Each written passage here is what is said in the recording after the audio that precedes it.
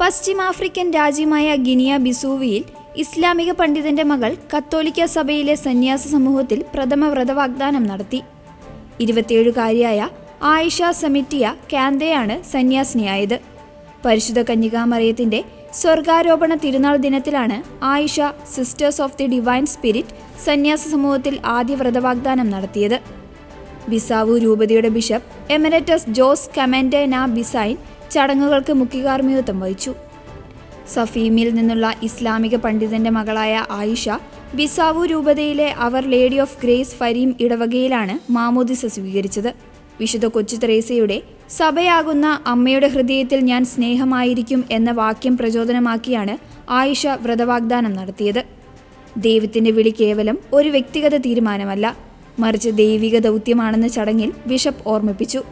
യുവതലമുറ നേരിടുന്ന പ്രതിസന്ധികൾക്കിടയിലും ദൈവത്തിന്റെ പാതയിൽ പങ്കാളികളാകാൻ അവിടുന്ന് ആളുകളെ വിളിച്ചുകൊണ്ടിരിക്കുന്നുവെന്നും അദ്ദേഹം കൂട്ടിച്ചേർത്തു. ഒരു ഇമാമിന്റെ മകൾ കത്തോലിക്ക സന്യാസിനിയായ വാർത്ത പുറത്തുവന്നതോടെ സോഷ്യൽ മീഡിയയിൽ ഒരു വിഭാഗം വലിയ രീതിയിലുള്ള വിദ്വേഷ പ്രചാരണങ്ങളും അധിക്ഷേപങ്ങളും നടത്തി. ഈ അധിക്ഷേപങ്ങളെ ശക്തമായി അപലപിച്ചുകൊണ്ട് ഗിനിയ ബിസാവുവിലെ national confrontation of Islamic youth രംഗത്തെത്തി. ഓരോ വ്യക്തിയുടെയും വിശ്വാസ സ്വാതന്ത്ര്യത്തെ ബഹുമാനിക്കണമെന്നും വിദ്വേഷ പ്രചാരണം നടത്തരുതെന്നും ആഹ്വാനം ചെയ്തു. മതസൗഹാർദ്ദത്തിനും വിശ്വാസ സ്വാതന്ത്ര്യത്തിനും വലിയ മാതൃകയാകുന്ന സംഭവത്തിനാണ് ഇപ്പോൾ ഗിനിയ ബിസാവു സാക്ഷ്യം വഹിച്ചിരിക്കുന്നത്.